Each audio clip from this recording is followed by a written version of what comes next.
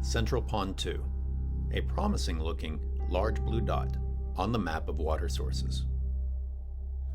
I came across a group of elk hanging out in this area because there was a tiny bit of water left a while back.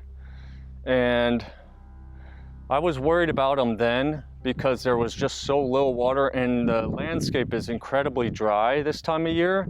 We're in the midst of another drought here. So instead of coming down that day to look at the pond and the water source, I left the elk because you don't want to disturb them on days like that when it's so hot. This was during a heat wave. Weeks later, the park reopened again, and I was able to get out here. Upon just coming over that little hill there, I came across 2 dead elk, totally mired in mud, encased in it. You know, I imagine they were trying to get what little bit of water was left, what little bit of foul water is left, because if you look at like a spot like that, I mean, it's incredibly foul water. And they're desperate, you know, they're desperate for some moisture, and you can see what happens. You know, the day that I saw them from the ridge, I saw an elk in this exact same spot get stuck in mud, and I was recording it on my iPhone from the hilltop. Saw it happen? I was seeing an elk get stuck, and then it got out, thankfully. But look what's happened the second time, or third time, or whatever it is, right? I saw it, and I was recording it, and I was just like, please get out, please get out.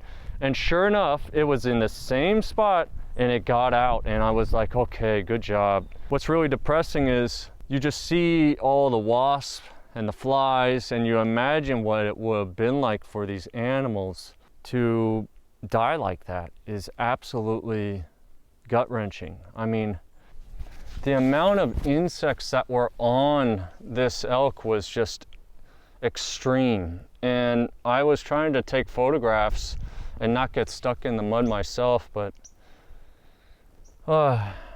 it's quite different now seeing the elk with some bone showing.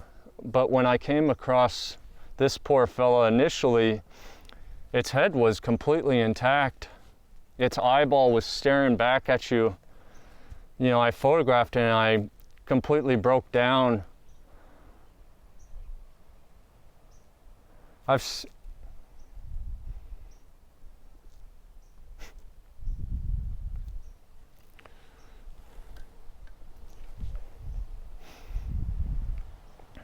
spent so much time with these animals that to see them dying like this just breaks your heart, because no animal should die like this.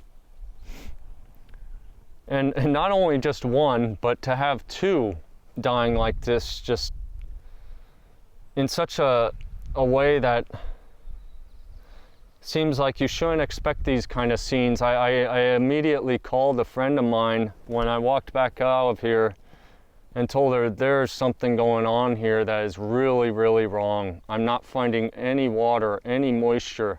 Sure enough, the more of these poor elk that I find dead and the remains, which are very new remains, these are not old remains, it really hits you because, like I said, I've spent a lot of time with these elk, and they're a beautiful, amazing species that nearly went extinct once before, and they're in a national seashore where they're supposed to be protected. It pains me when I think about local politicians and other people that say that, oh, you know, we got a bunch of out-of-town animal lovers out here just making problems. Well, I'm a local. I live in West Marin, and so do many of the other people that are part of this grassroots coalition of groups that care desperately about this park and the direction it's going. So I get pretty upset when I see a congressman, for instance, say that, oh, these aren't locals. Well, I'm local. I've been photographing out here a long time. I absolutely love this place. So I get really disappointed when our environmental leaders, like our congressman who travels all the way to Spain to attend a conference where they talk about animal agriculture being a problem and they need to dramatically scale back animal agriculture around the globe. And our congressman goes there, shakes hands with Greta Thunberg and all these other environmentalists, and then comes home and says, well, our national seashore needs more cattle. And the Tule elk, well, yeah, we'll try to find a place for him somewhere else. And in the meantime, in the back rooms, what is he really saying? So that was Central Pond 2.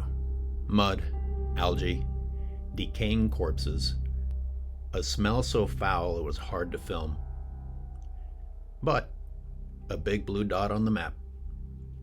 As for Central Pond 1, Matthew had photographed that on August 20th, already dry.